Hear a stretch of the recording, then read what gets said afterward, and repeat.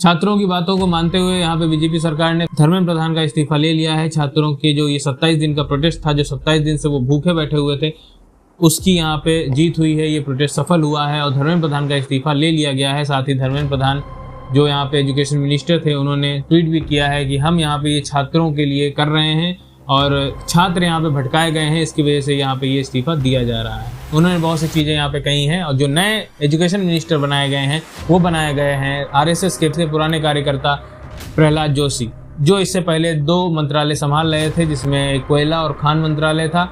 अब इनके पास एक और मंत्रालय दे दिया गया है, शिक्षा मंत्रालय। तो शिक्षा मंत्रालय एक काफ़ी महत्वपूर्ण मंत्रालय माना जाता है। पहले तो ये सबसे ज़्यादा आसान मंत्रालय था कि इसमें आपने नई नई पॉलिसियाँ निकाल दी और आगे बढ़ गए। लेकिन अब यहाँ पे जवाबदेही, जब से इसमें धर्मेंद्र प्रधान का इस्तीफा ले लिया गया है, तब से यहाँ पे ये एक बहुत ही खतरनाक और एक प्रेशर वाला मंत्रालय हो चुका है, क्योंकि इसमें अगर एक गलती होती है तो दोबारा यहाँ पे चीज़ें खराब हो सकती हैं और दोबारा इस्तीफा मांगा जा सकता है। और साथ ही जो धर्मेंद्र प्रधान है, उन्होंने यहाँ पे क्या क्या चीज़ें करी हैं अपनी इस कार्यकाल में, क्योंकि यूजीसी जैसा बिल ये लेके आए थे, न्यू एजुकेशन पॉलिसी ये लेके आए थे और इन्होंने अपनी कई भी चीज़ें यहाँ पे अपने विशेषताएं दिखाई हैं। तो सारी चीज़ें इस वीडियो में हम समझेंगे और साथ ही जानेंगे कि प्रहलाद जोशी ने अपनी राजनीति की शुरुआत कहाँ से की थी और साथ ही ये भविष्य में आगे क्या क्या चीज़ें इनके ऊपर करने के लिए प्रेशर है। तो बिना देरी के शुरू करता हूँ आज का वीडियो। देखिए, सबसे पहले अभी थोड़े दिन 1-2 दिन पहले यहाँ पे धर्मेंद्र प्रधान ने अपना इस्तीफा प्रधानमंत्री को भेजा है। साथ ही उन्होंने एक लेटर भी देश के लिए लिखा है, जिसमें उन्होंने छात्रों से और देश से अपनी बातें कही हैं। वो मैं लेटर आपके सामने यहाँ पे बता देता हूँ। लेटर में इन्होंने कुछ कहा है कि मैं पिछले 4 दशकों से राजनीति में हूँ और साथ ही मैंने जो ये एजुकेशन मिनिस्टर का जो ये कार्यभार संभाला था, इसमें मैंने बहुत सी चीज़ें ऐसी करी हैं, जैसे कि न्यू एजुकेशन पॉलिसी इन्होंने यहाँ पे लेके आए थे। साथ ही यूजीसी बिल लेके आए थे, जिसमें ओबीसी, एससी, ये सभी लोगों को आरक्षण दिया जा रहा था और जनरल कैटेगरी को अलग किया जा रहा था। आप सभी ने इस बिल के विषय में सुना होगा। काफ़ी चर्चित ये बिल रहा था और काफ़ी इसका विरोध भी किया गया था। तो यूजीसी बिल भी यही लेके आए थे। ये ओबीसी कैटेगरी से आते हैं। इन्होंने ओबीसी लोगों के लिए भी बहुत काम किया है। साथ ही आरक्षण को लेके भी इन्होंने काफ़ी अच्छे काम किए थे। और जो ये लेटर इन्होंने दिया है, उसमें इन्होंने अपनी खामियां बताने के बजाय अपनी यहाँ पे तारीफ ज़्यादातर की है। जो लेटर मैं यहाँ पे स्क्रीन पे लगा दूंगा, आप सब उसको देख सकते हैं। तो इसमें इन्होंने बहुत सी चीज़ें ऐसे कही हैं कि 20 लाख छात्रों की परीक्षाएं सुचारू रूप से आयोजित कराई गई हैं और इसमें एनटीए के द्वारा नीट, जेई और यूजीसी नेट, सीयूईटी जैसे बड़े पेपर भी यहाँ पे करवाए गए हैं। तो ये तो यहाँ पे धर्मेंद्र प्रधान की बात आ गई। धर्मेंद्र प्रधान ने इन्होंने जब एजुकेशन मिनिस्टर बने तो इन्होंने यहाँ पे ये सब चीज़ें करवाई हैं। साथ ये उड़ीसा से आते हैं और उड़ीसा में इनकी ओबीसी जो जाति है उस पर इनकी अच्छी खासी पकड़ है। वहाँ पे इनका एक अच्छा वोट बैंक बन के आता है। इन्होंने एबीवीपी के द्वारा अपनी राजनीति की शुरुआत की थी। ये भी एक एजुकेशन को लेके ही यहाँ पे धरने पे बैठे थे। इन्होंने भी एक पेपर लीक के विषय में लेके यहाँ पे धरने बैठे थे। इन्होंने भी लाठी खाई थी और आज जब ये एजुकेशन मिनिस्टर बनते हैं तो इन्होंने उस चीज़ को ना समझते हुए उन छात्रों के ऊपर लाठी चलवाई जो कि उसी विषय को लेकर धरने पे बैठे थे, जिसको कभी ये अपनी राजनीति शुरू करने के लिए जिस विषय को लेकर ये धरने पे बैठे, तो यहाँ पे इन्होंने पुलिस की लाठियाँ खाई थी। लेकिन यहाँ पे आज जो ये समय था, जिस समय इन्हें उन छात्रों की बात समझनी चाहिए थी और उसको आगे बढ़ा के कम से कम ये लाठीचार्ज ना करते हुए, उसको समझते हुए, उनकी प्रोटेस्ट को समझते हुए, उनकी मांगों को समझते हुए और उसको मानना चाहिए था। लेकिन नहीं, इन्होंने वो चीज़ नहीं करी। इन्होंने सीधे वहाँ पे लाठीचार्ज करवाना जरूरी समझा और वही सेम चीज़ जो इन्होंने अपने ऊपर भुगती थी वो इन्होंने आगे छात्रों को दी।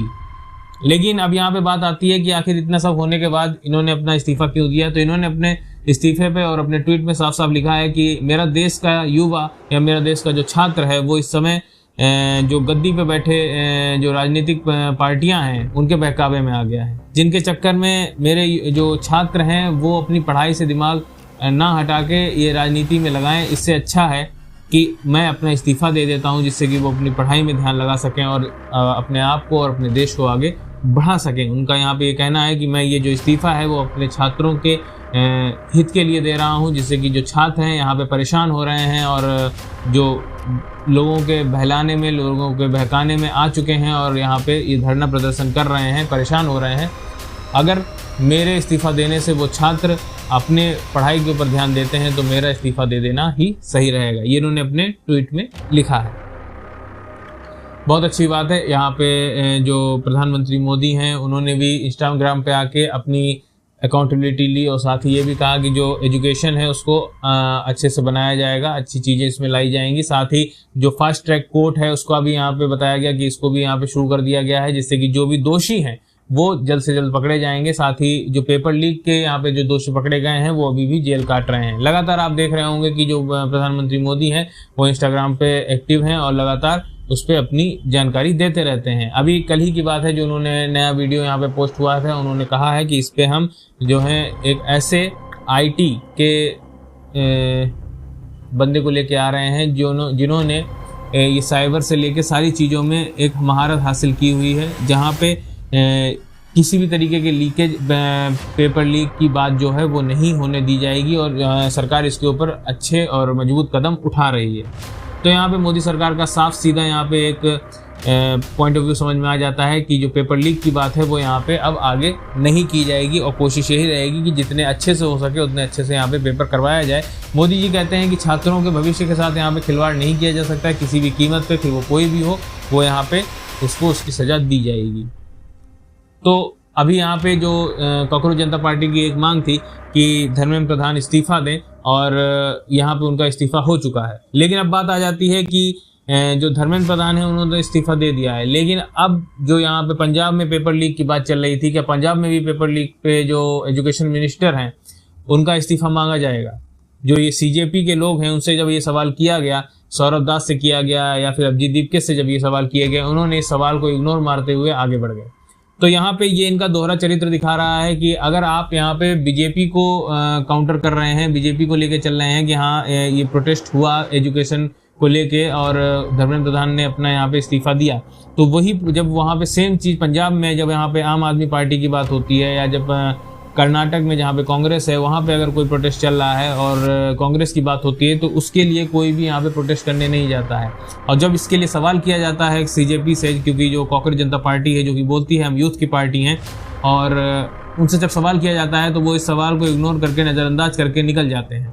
तो ये दोहरा चरित्र किस तरीके की यहाँ पे व्यक्तित्व को दिखाता है और क्या इस दोहरे चरित्र को जो छात्र हैं वो देख पा रहे हैं? क्या वो इस चीज़ को समझ पा रहे हैं कि आखिर हमने जब प्रोटेस्ट किया दिल्ली में, समझ में आ गया, जंतर मंतर में हमने प्रोटेस्ट किया, बिल्कुल सही प्रोटेस्ट था कि अगर हम अपने एजुकेशन के लिए अपनी शिक्षा के लिए खुद नहीं बोलेंगे तो उसके लिए कौन बोलेगा।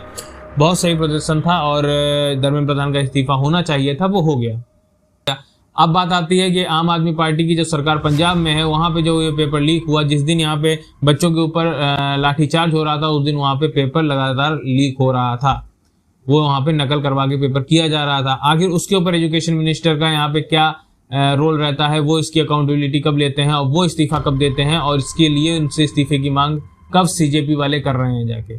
तो ये सारे सवाल यहाँ पे बन जाते हैं। और साथ ही जब जो अभिजीत दीपके है या CJP वालों से जब पूछा गया तो उन्होंने कहा है कि हाँ सरकार हमसे डर गई है और अब ये जो आंदोलन है ये और मजबूत हो गया है और अब हम अपनी सरकार से बातें मनवा सकते हैं। आज एक इस्तीफा हुआ है, भविष्य में हम अगर चाहेंगे तो और भी इस्तीफे ले सकते हैं। लेकिन क्या वो इस्तीफे सिर्फ बीजेपी से ले सकते हैं? क्योंकि गलत सिर्फ बीजेपी तो नहीं हो सकती है ना। अगर और राज्यों में भी जो सेम चीज़ चल रही है और वो वहाँ पे किसी और पार्टी की सरकार है तो उनसे भी इस्तीफे लिए जा सकते हैं, क्योंकि अकाउंटेबिलिटी सिर्फ एक की नहीं होती है, अकाउंटेबिलिटी हर उस राज्य की होती है जिस राज्य में पेपर लीक हो रहे हैं।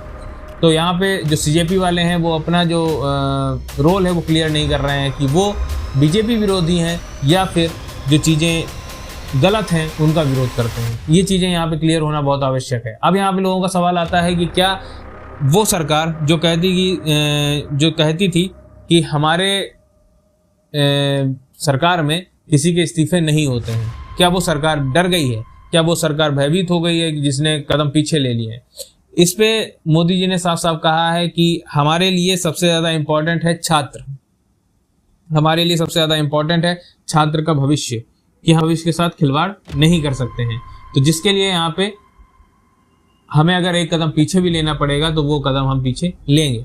तो यहाँ पे देखिए सरकार को एक तरीके से फायदा भी हुआ है धर्मेंद्र प्रधान के इस्तीफे से। उनको क्या फायदा हुआ है कि उनके जो ऊपर एक मोहर लगी थी कि ये तानाशाह की यहाँ पे मोहर लगी थी कि ये किसी की सुनते नहीं है, ये किसी के आगे झुकते नहीं है। जब मणिपुर का यहाँ पे बात आती है कि मणिपुर में इतने दिन प्रदर्शन चला, साथ ही जो किसान थे उन्होंने दिल्ली के जंतर मंतर में इतने दिन प्रोटेस्ट किया, साथ ही जो ये पहलवान रेसलर थे उन्होंने दिल्ली के जंतर मंतर में इतने दिन प्रोटेस्ट किया, लेकिन किसी की बात पे भी सरकार ना झुकी, ना उसने किसी से बात करनी भी चाहिए। लेकिन जब बात आती है इस बार छात्रों की, जो कि 26-27 दिन ये प्रदर्शन यहाँ पे चला, तो उसके ऊपर सरकार को झुकना पड़ा।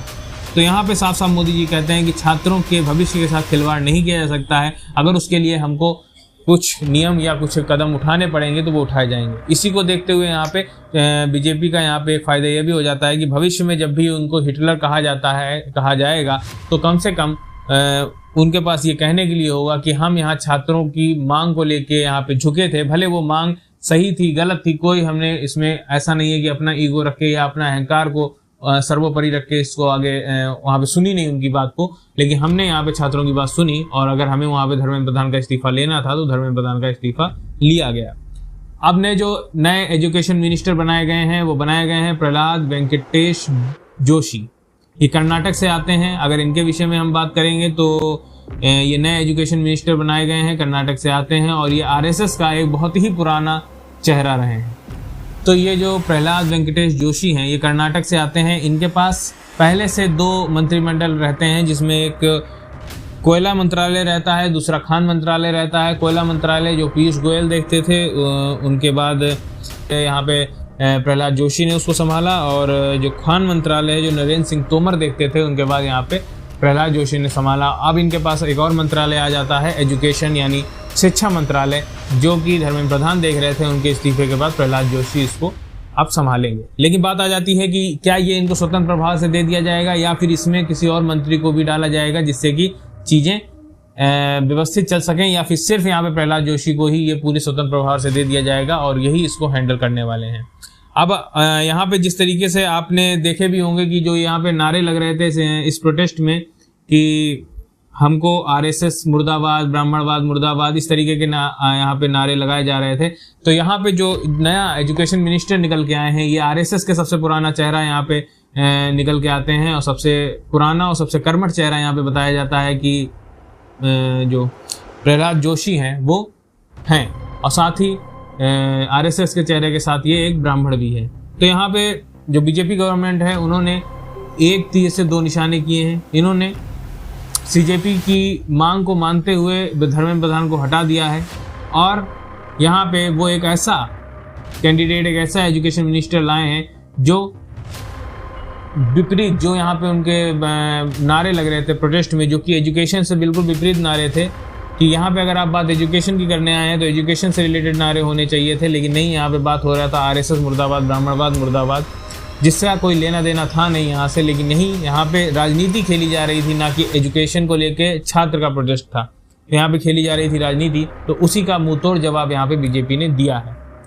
अब देखने वाली बात ये होती है कि ये जो शिक्षा मंत्री हैं इनके ऊपर बहुत ज़्यादा दबाव भी है, प्रेशर भी है, और चीज़ों को संभालने की सबसे ज़्यादा इनके ऊपर निगाहें बनी हुई हैं, क्योंकि अभी धर्मेंद्र प्रधान का इस्तीफा लिया गया है। साथ ही अब ये प्रेशर सभी कैबिनेट मंत्री के ऊपर बना हुआ है कि जब एक का इस्तीफा लिया जा सकता है तो सभी का इस्तीफा लिया जा सकता है, क्योंकि अभी तक क्या था कि मोदी जी किसी का भी इस्तीफा मांगते नहीं थे, लेकिन अब की ये इस्तीफा हो गया है। तो अब यहाँ पे जो नए एजुकेशन मिनिस्टर हैं या जो अन्य भी मिनिस्टर हैं उनके ऊपर ये काफ़ी एक तलवार लटक चुकी है कि हाँ, अगर आपने काम नहीं किया और सही ढंग से काम नहीं किया तो इस्तीफा मांगा जा सकता है। और जो नए एजुकेशन मिनिस्टर हैं उनके ऊपर एक अच्छा खासा प्रेशर देखने को मिलता है, क्योंकि जनता की भी निगाहें एजुकेशन मिनिस्टर के ऊपर है कि वो यहाँ पे किस तरीके से इस चीज़ को संभालते हैं, और जो ये पेपर लीक होने की ये जो घटना है इसको कैसे वो बंद करते हैं, कैसे यहाँ पे चीज़ें उनके हाथ में कंट्रोल में आती हैं।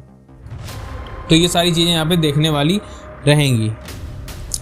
ये 1992 से राजनीति में आए थे। इन्होंने कर्नाटक में ईदगाह मैदान, जिसको कित्तूर रानी चेन्नप्पा मैदान भी कहा जाता है, यहाँ पे तिरंगा झंडा लहराने को लेकर इन्होंने धरना दिया था। ये तब से ही आरएसएस के साथ जुड़े हुए हैं और ये तब से ही राजनीति में सक्रिय हो गए थे। तब से इन्होंने यहाँ पे अपने जो समाज सेवा है यहाँ पे राजनीति में दी, आरएसएस में दी, और उसके बाद आज ये यहाँ पे शिक्षा मंत्री के रूप में यहाँ पे ये बनाए गए हैं। अब आगे देखने वाली बात ये होती है कि किस तरीके से ये इसको सही से चला पाते हैं। अब बात आती है कि तो जो यहाँ पे चीज़ें बन के आती हैं वो ये आती हैं कि हाँ, जो इस प्रोटेस्ट से जो ये मांग थी धर्मेंद्र प्रधान के इस्तीफे की, वो यहाँ पे ले लिया गया है। अब जो नए एजुकेशन मिनिस्टर बनाए गए हैं उनके ऊपर सारी निगाहें हैं कि वो किस तरीके से यहाँ पे काम करते हैं और किस तरीके से चीज़ों को करते हैं। लेकिन मेरा एक सवाल आप सभी छात्रों से है, आप सभी युवाओं से है, और मेरा सवाल सीजेपी से भी है कि क्या ये प्रोटेस्ट बीजेपी के विरोध में था या फिर एजुकेशन के विरोध में था? जो गलत एजुकेशन सिस्टम चल रहा था उसके विरोध में इस प्रोटेस्ट था, या फिर ये प्रोटेस्ट सिर्फ बीजेपी के विरोध में था? क्योंकि यहाँ पे आपने शायद उस चीज़ को भूल गए, जब अभिजीत दीपके ने एक लाइव किया था वहाँ पे उन्होंने साफ साफ कहा था कि अब जब हमारे इतने फॉलोवर्स हो चुके हैं तो अब हमको एक काम करना है कि हमको बीजेपी के फॉलोवर्स कम करने हैं। बीजेपी के फॉलोवर्स कम करने हैं, आप बीजेपी विरोधी हैं या फिर आप यहाँ पे वो पॉलिसी के विरोधी हैं जो पॉलिसी गलत बनाई गई हैं, या उस चीज़ के विरोधी हैं जो सिस्टम में गलत हो रहा है, भ्रष्टाचार के विरोधी हैं? क्योंकि अगर आप भ्रष्टाचार के विरोधी हैं, आप सिस्टम में जो खराब चीज़ें हैं उसके विरोधी हैं, तो देश आपके साथ में है। लेकिन अगर आप बीजेपी विरोधी हैं तो हम किसी पार्टी के साथ में ना थे, ना है और ना ही भविष्य में होंगे। हम उस चीज़ के या उस पार्टी के सपोर्टर हैं जो देश के लिए काम करते हैं और जो देश के सिस्टम में सही चीज़ें लेके आते हैं। तो ये चीज़ आपको यहाँ पे क्लियर करनी पड़ेगी देश में कि आप क्या करते हैं। क्योंकि चलिए धर्मेंद्र प्रधान का इस्तीफा बीजेपी से चाहिए था, वो हो गया। अब आम आदमी पार्टी जो पंजाब में यहाँ पे पेपर लीक हुआ है उसका क्या है? उसमें क्या यहाँ पे इस्तीफे की बात आ रही है? आप वहाँ पे कब प्रोटेस्ट करने जा रहे हैं? वहाँ पे कब प्रोटेस्ट होगा और कब वहाँ पे इस्तीफा मांगा जाएगा और कब उनसे अकाउंटेबिलिटी मांगी जाएगी? और जब बात आती है कर्नाटक में जहाँ पे कांग्रेस की सरकार है, तब वहाँ पे कब उनसे अकाउंटेबिलिटी मांगी जाएगी जब वहाँ पे लोग प्रोटेस्ट पे बैठे हैं? इसकी जवाबदेही आपको भी देनी पड़ेगी क्योंकि आप भी एक सीजेपी नाम की पार्टी ओन करते हैं। तो आपको क्या लगता है? मुझे कमेंट बॉक्स में अपनी राय दीजिएगा। वीडियो अच्छा लगा है तो लाइक करिएगा और पसंद आए तो सब्सक्राइब भी कर दीजिएगा। मिलता हूँ नेक्स्ट वीडियो में। धन्यवाद।